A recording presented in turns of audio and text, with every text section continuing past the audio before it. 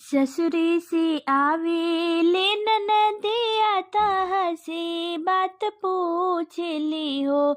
ए भाभी के कर सूरतिया लुभायलु हो, रिलवा भैले सुंदर हो। ए भाभी के कर सूरतिया लुभायलु हो, रिलवा भैले सुंदर हो। ससुरी से आवे ले ननदिया तह से बात पूछ ली हो। ए भाभी के कर सूरतिया लुभायलु हो, रिलवा भैले सुंदर हो। सुतल रहली अटरिया तसैया के सिजरिया ना हो। ए ननदो सपना में अइले ननदोइया हो, रिलवा बड़ा सुंदर हो। ए ननदो सपना में अइले ननदोइया हो, रिलवा बड़ा सुंदर हो। सुतल रहली अटरिया तसैया के सजरिया ना हो।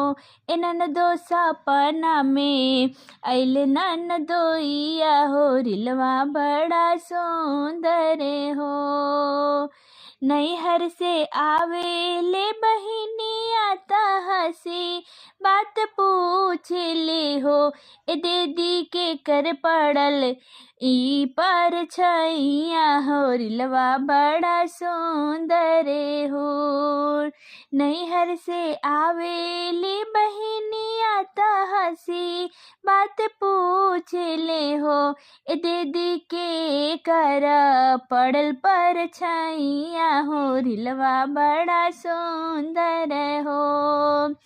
सुतल रहली हटरिया तसैया के सिजरिया ना हो।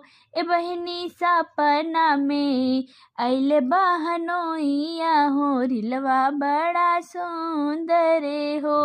ए बहिनी सपना में अइले बहनोइया हो, रिलवा बड़ा सुंदर हो। दूरी से आवेले देवर जी हसी बात पूछ ले हो। ए भाभी के कर पड़ल पर छैया हो, रिलवा भैले सुंदर हो। दूरी से आवेले देवर जी हसी बात पूछ ले हो।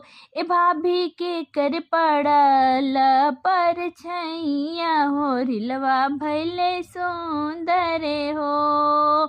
सुतल रहली महलिया तसैया के सिजरिया ना हो। ए देवरू सपना में अइले तोहार भैया हो, रिलवा भैले सुंदर हो। सुतल रहली महलिया तसैया के सिजरिया ना हो। ए देवरू सपना में अइले तोहार भैया हो, रिलवा भैले सुंदर हो।